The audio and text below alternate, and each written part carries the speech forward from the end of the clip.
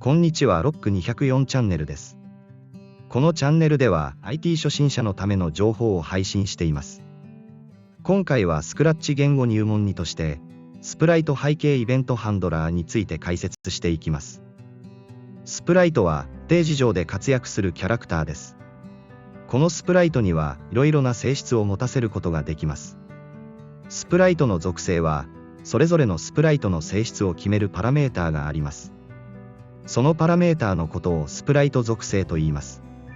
スプライトが違えば、それぞれに違った属性を設定することができます。このことによってスプライトの見た目や動き発生する音などに変化を持たせることができます。スプライトの属性を変更するには、スプライトリストより変更したいスプライトを選択します。スプライトの属性の例を見てみましょう。ここではスプライトアビーについて見てみます。ステージの下の部分にスプライトの属性欄があります。スプライトと書かれた下の枠にはスプライトの名前を入れていきます。そしてその下には表示するという項目があります。ここでは表示するのかスプライトを消した状態、非表示にしてするかを決めます。また右上には表示する座標 X 座標と Y 座標を指定することができます。その下は表示する大きさになります。規定の大きさを 100% として、それより大きく表示するのか、小さくするのかをパーセントで設定します。そして向き、これは角度です。垂線からの傾きで時計回りの傾きを示しています。規定値は90度となっています。スプライトの座標系。ステージの中央を X 座標0、Y 座標0として、は左右方向が X 座標、上下方向が Y 座標として設定されています。X 座標は左端がマイナス240から右端がプラス240度で、Y 座標は下端がマイナス180から上端がプラス180となっています。スプライトの他の属性としては、オドコスチュームオンがあります。この図では、スプライトアバイに設定したコードを表しています。スプライトが押されたとき、こんにちはというプログラムです。コスチュームはスプライトに設定された画像です。設定できる画像は複数枚の画像を含むことができます。またこの画像は画像編集ツールによって編集することができます。用意されたスプライトには規定の音が設定されています。自分で作成したスプライトには後から音を追加することができます。音はこの画面より編集することができます。それではスプライトの属性について見ていきましょう。スプライト今2つありますね。で、選ばれた、スプライトの、属性がここにありますね。そしてこちらの方にコード、コスチューム、音っていうのがあります。で、スプライトの属性を変更したい場合ですね、まずスプライトリストからスプライトを選びます。そうすると今設定されている今猫のキャラクターのスプライトですね、名前がスプライト1ってなってますね。これこういう形で、例えば、猫っていう風に変えることができるんですね。で、この位置ですね、こちらに表示されてますけども、これをこう動かすと、この位置の座標が変化します。例えばここに、したい場合ですね、この位置がここに表示されている。で、反対にこちらの部分を、変更します。ここを、00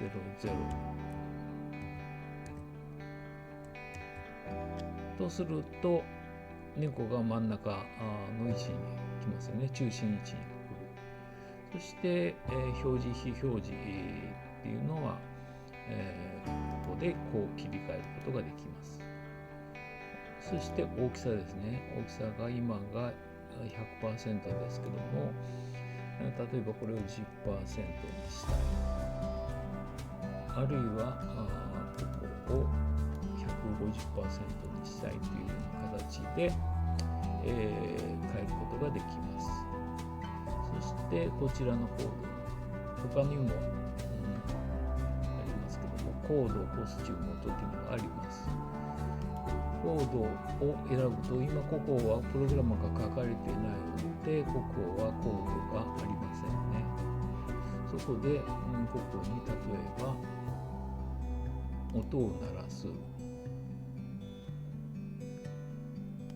例えばこれをここにコードを入れましょうか。で、ここをコード、こういう形で、このスプライトに、プログラムをここで追加することができるんですね。そしてコスチューム。コスチュームっていうのが見ると、ここに、コスチュームが2つありますね。このコスチュームがここに登録されてるんですね。で、コスチュームの今度は違った画像が出ましたね。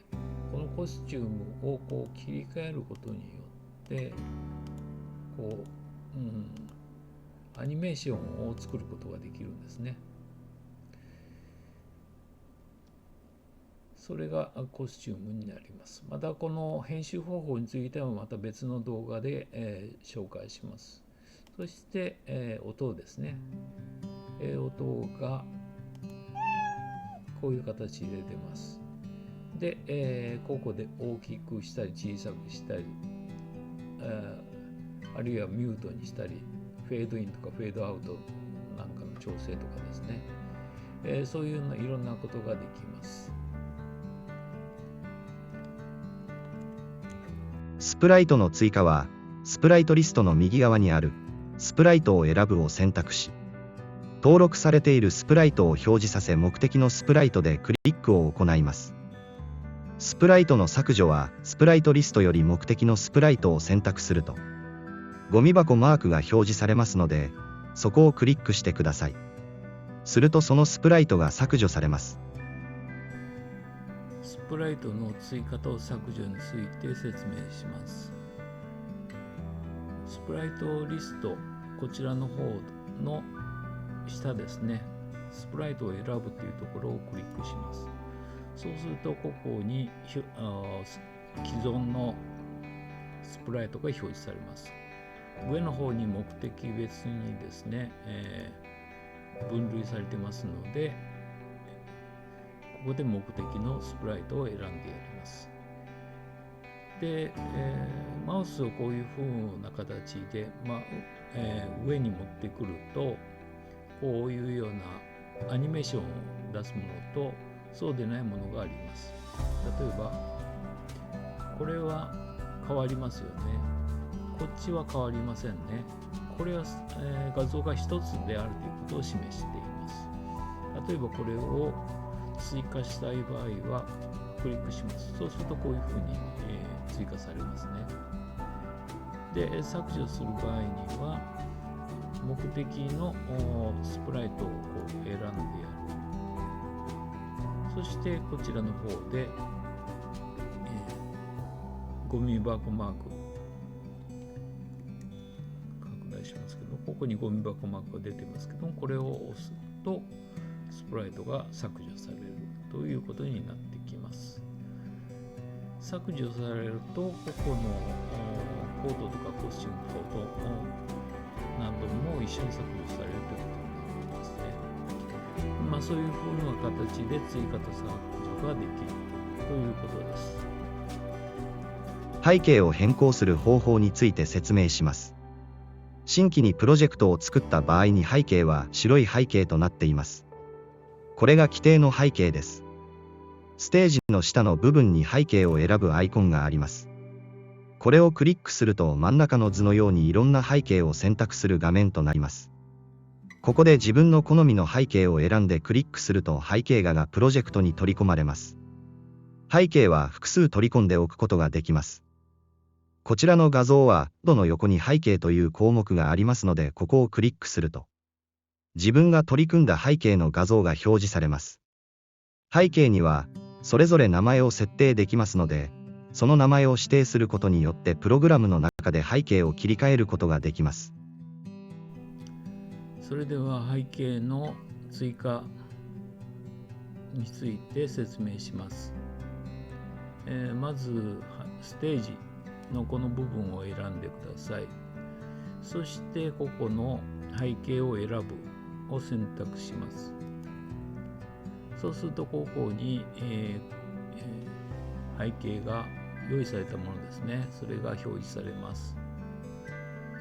それで、ここでクリックするとこういうような形で追加されます。背景は一つだけじゃなくていくつも登録することができます。例えばこういう形ですね。もう一回今度はこっちにしましょうか。そうするとこちらの方ですけども、拡大しますが、背景の下のところ4という数字が出てますね。これは4つの背景が登録されたということを示しています。こちらのステージを選んだ状態で、こちらの背景をクリックすると背景1、それからブルースカイ、ベッドルーム、ボードウォークという3つの4つですね。規定の部分と追加した部分、これ3つで全部4つの背景が登録されたということが分かります。で、背景を削除したかったら目的のものを選んでやって、ここでゴミ箱マークを押します。そうすると削除されます。次にイベントハンドラーについて説明します。この機能はイベントを感知しプログラムを実行する働きを持つブロックです。イベントハンドラーの種類にはこのように多くのものがありますが、今回はグリーンフラッグが押されたとき、スペースキーが押されたとき、このスプライトが押されたときの3つについて説明します。最初に左よりグリーンフラッグが押されたときの説明です。これは一般的にプログラムの最初に実行されます。またスプライトの初期位置などを設定する場合などにも用いられます。次に、このスプライトが押されたときですが、パソコンなどではマウスでクリックした場合作動します。タブレットなどでは直接スプライトを触れたときに当たります。ここに示すプログラムではアビーが押されたとき、こんにちはと吹き出しが出るプログラムです。右のスペースが押されたときはキーボードのスペースが押されたとき反応するイベントハンドラーになります。オプションとしては、上向き矢印や下向き矢印、右左の矢印あるいはアルファベットキー、A や B のキーを押したときに反応するように設定することもできます。それではイベントハンドラーについて説明していきます。最初にこのイベントというところを見ると、ここにあるようなイベントハンドラーのブロックが使われます。これが押されたとき、グリーンフラッグが押されたときですけども、このブロックはプログラムが開始されたときに一般的に用いるブロックになります。例えばですね、この猫のキャラクターが、プログラム実行していくとこの位置に来てしまうことがあるんですね。で、プログラムの開始位置としてこの辺りにしたいといった場合ですね、この辺りの座標が X がマイナス、158、Y がマイナス48っていう風になっているとしますね。そうするとこの位置に最初に、猫を移動する必要が出てくるわけです。そこで座標を設定するブロックをここに、置きます。今の座標がここに入ってますね。この位置に設定したいという場合ですね。で、プログラムが実行していくと、この辺りに猫が移動してしまった。で、プログラムを開始する場合ですね、このグリーンフラッグを押します。そうすると、開始位置に、こう移動させることができるというのが、こういう目的で使うんですね。これがグリーンフラッグが押された時の使用方法になります。次に、このスプライトが押された時ですね。これをここに持ってきます。これはですね、これを押された時に、このスプライトがイベントハンドラーが実行されるということですね。今は何もないんで実行するものがないということなんですけども、ここで、見た目で、こんにちはと2秒言うというものですね。これをここに持ってきます。そうすると、これをクリックすると、こんにちはというように反応するわけですね。これがスプライトが押された時っていう風になります。そして、もう一つですね、イベントハンドラーとしてスペースキーが押された時、これを紹介します。これはキーボードのスペースキーが押された時、ですけども、例えばこの、上方向に動かしますかね。動きとして、どこかに行くにしましょうか。どこかに行くにしましょう。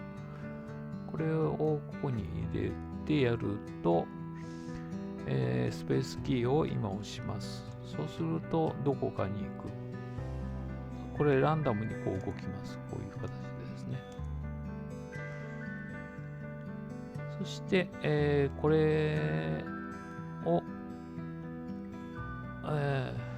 オプションとしていろいろこういうようなものがあるんですね。右に行ったり左に行ったりっていうオプションがあります。そしたらこれを使って右左に行けるようにしましょう。これを複製します。そしてここで右向き矢印を押したら、ここで今どこか行くようになってるんで、これを抜けて歩かせるにしましょうか。ここで